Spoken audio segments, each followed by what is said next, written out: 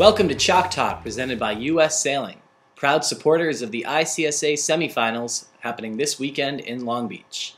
For more info about college sailing membership and U.S. Sailing, go to ussailing.org. I'm Chris Love.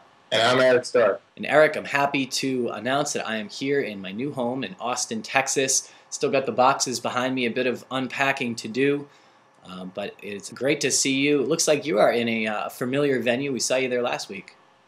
Yeah, I'm still in the same place here in France. We are just about to close out French Olympic Sailing Week here and here. We are just shy out of the medal race. Hopefully we'll get that done today as you're watching this.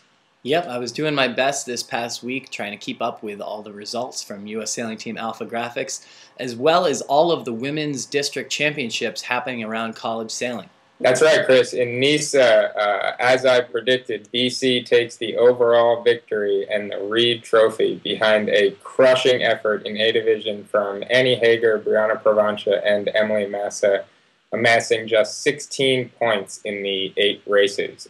They still, though, only won by 2 points over Conn College. They had a B Division win coming from senior Maggie Shea, skippering there. So those two go to the finals. To semis will be Brown, Yale, Harvard, URI, and Coast Guard. Thanks to Tom Charpentier for that great video coverage of the New England Championship, and congratulations to Annie Hager, the 2011 New England Women's College Sailor of the Year. Turning next to Mesa, we had St. Mary's winning with just 1 point over Hobart William Smith. Both of those teams advanced to the finals. ODU, Georgetown, Navy, and Penn picking up the next spots, all headed to the semifinals at the Gorge. And around the rest of the country, not many surprises, Chris. In the Northwest, Western Washington wins. Portland State got second and will go to the semifinals on the Gorge. CESA, Charleston wins, going to the finals. USF and Eckerd will head to the semis. In the Midwest, Wisconsin takes the win. Minnesota and Michigan headed to the semifinals. And on the West Coast, Stanford winning the championship. Hawaii and Santa Barbara also qualifying. And some late breaking news, the results were actually incorrect, congratulating only the top 3 teams. MCSA was supposed to get 5 berths to nationals after CESA gave 1 up. But because Notre Dame's B Division did not sail any races, they are ineligible to fill that spot, and MCSA has to pass that 5th berth along to PCC-SC. So this means PCC-SC will be sending Stanford, University of Hawaii, Santa Barbara, as well as UC Irvine. And in your new home district there, Chris, CESA, Tulane took the team racing championship and will be heading back to nationals this year.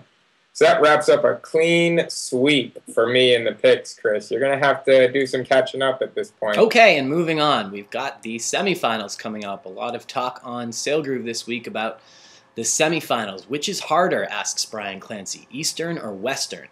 So for those of you that don't remember the past years, semifinal format means 2 simultaneous 18-team regattas.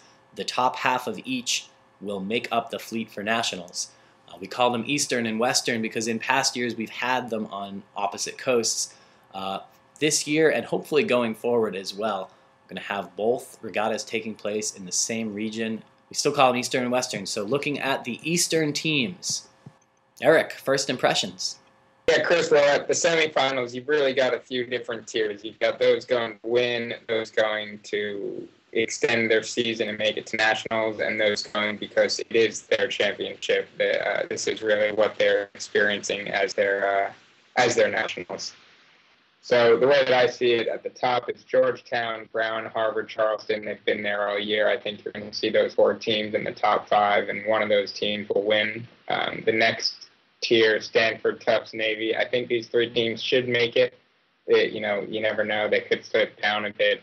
Then the real interesting group, so that I've listed 7. There's 2 more spots, and I've got Conn, Florida, ODU, and Cornell. We're going to be fighting for those spots. Personally, I think that Conn and Florida, out of those 4 teams, will take the last 2 spots for nationals. Beyond that, one piece of interest that I'm excited to see, we've got UCLA now. UCLA has a very young freshman team in A Division skippered by Judd Ryan, a U.S. Sailing Development Team member. They actually won the PCC-SC Co-Ed championship A division just a few weeks ago, same venue as semi. So I think they could show it in A division. I don't think they'll get it done in B division and actually get in that top 9. Looking at our picks for top 9 here, Eric, a lot of similarities, but I noticed a couple differences there at the bottom. You've got Connecticut in 8th. I decided to leave these guys off, and I put Cornell sneaking in, taking that last spot. These guys have been on a steep upward trajectory ever since they got Coach Brian Clancy at the beginning of this year, and I think they're going to get it done next week in semifinals.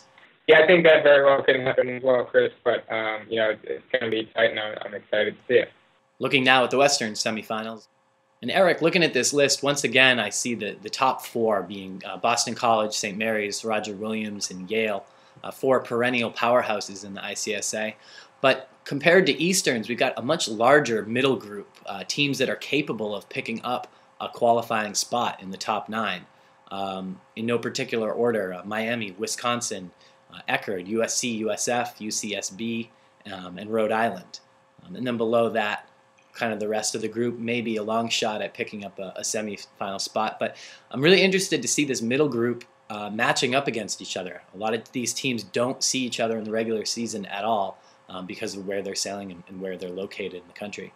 Chris, you bring up a good point. It's going to be real tight in the middle of that pack, and I think a lot of these guys have never actually raced against each other this year for sure, if not ever in college sailing. Wisco and UC Santa Barbara certainly do not see each other very often. And once again, similar picks here for our top 9, but you'll see I've got Eckerd and USF taking those last couple spots.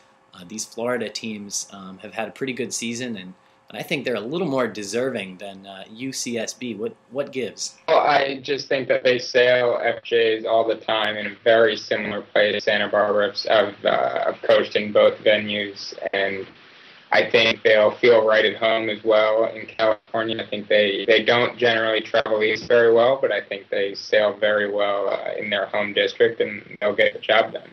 Okay, and now back to that poll question posed by Brian Clancy. Which is the harder venue? Is it the Eastern or the Western?